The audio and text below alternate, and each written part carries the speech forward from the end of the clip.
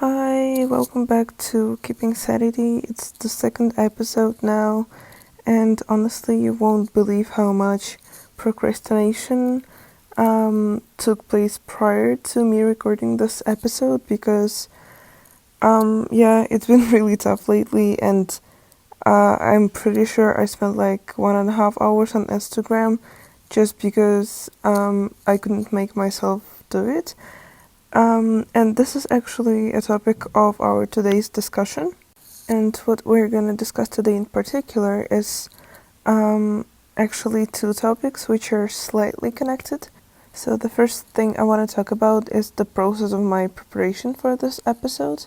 And the thing is that I opened my list of ideas, which is like a 20 point list or whatever you call it. I scrolled through it and read it a couple times, and I didn't really like anything because it all seemed like it's not enough. It's not a topic in itself. I cannot elaborate on that for long enough, and it wouldn't be interesting, and all that stuff kept coming to my mind.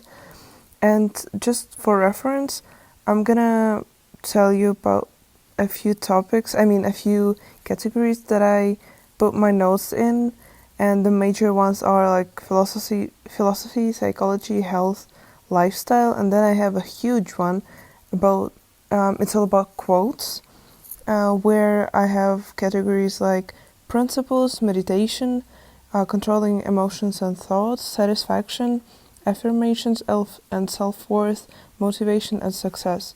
And out of all this information, I could not pick something, which sounds kind of absurd because I'm sure that there's like thousands of words of notes in there. But a quote that I stumbled upon, which really, really caught my attention, is the one by Derek Sivers. And I'm not sure where I heard it, but it must have been his TED Talk or somebody mentioning him, but the quote is that, "Are you holding back something that seems too obvious to share?" And again, it got my attention because it is the exact opposite, and a response, I would say, to all the thoughts that I've been getting when preparing for this episode. And really, if we assume that most people do not have like a literal collection, like a library of things that they have found interesting, and quotes and ideas and all of that.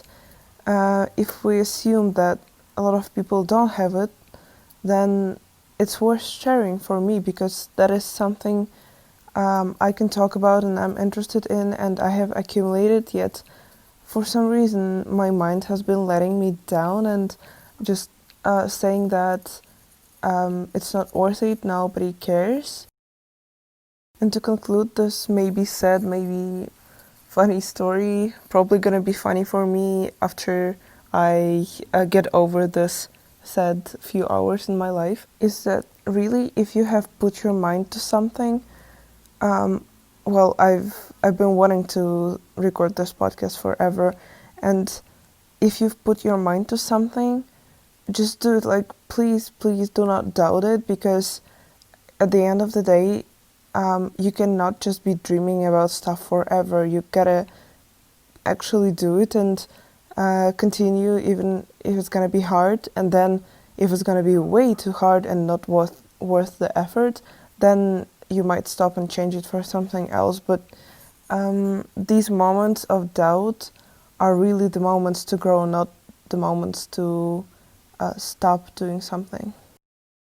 Now for the second part, something that I also want to cover, which is slightly connected to what I've just mentioned, is about the fact of me accumulating all this stuff, and rather the problem with it than it being a good thing.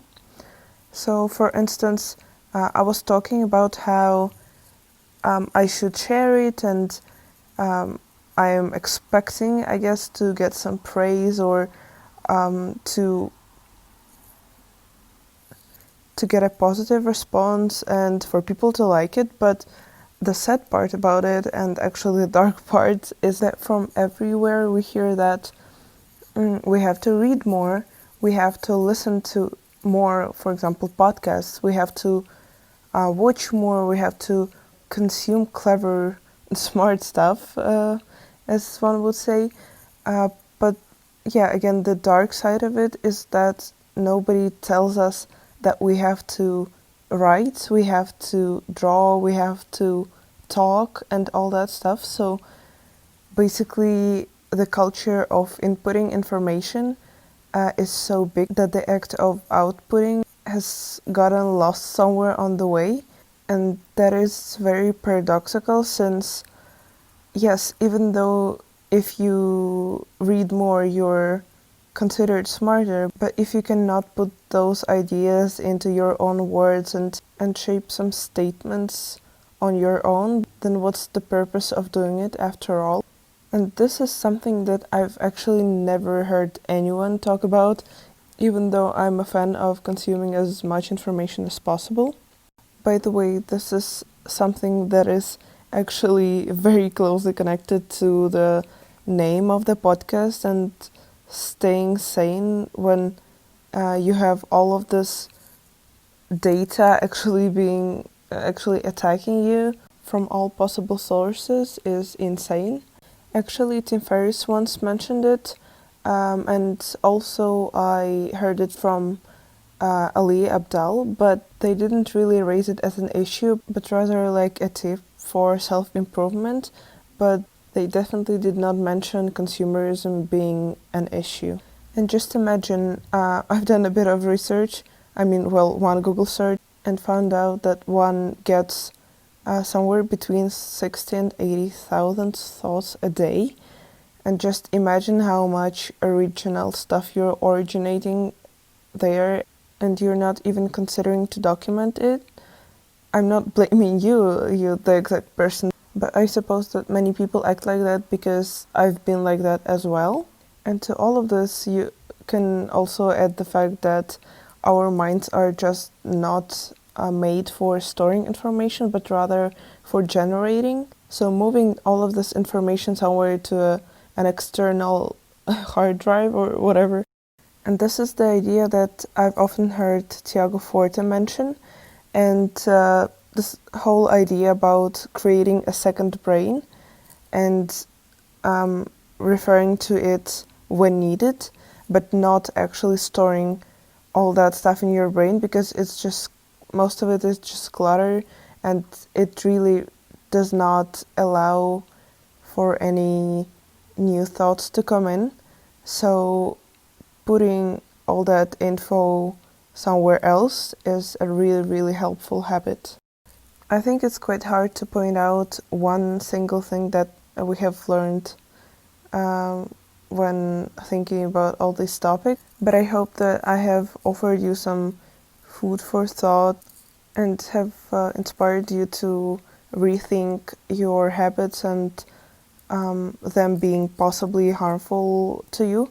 I hope they're not, but that is still something to consider. As well as that, I want to really end it on a good note and say that referring to my hours of procrastination just before this episode, I just want to say for anyone who needs it right now that you do not have to be the best everywhere and all the time. And as much as we have to think about all the stuff that we want to accomplish and output, as I've said in this episode, you really, really do have to rest and sometimes just take a deep breath and admit that life is full of ups and downs, and it cannot always be bright and glittery, and you really just gotta admit it and move on with your life. I hope you enjoyed this episode. See the links in the description to check out my social media, and see you in the next episode.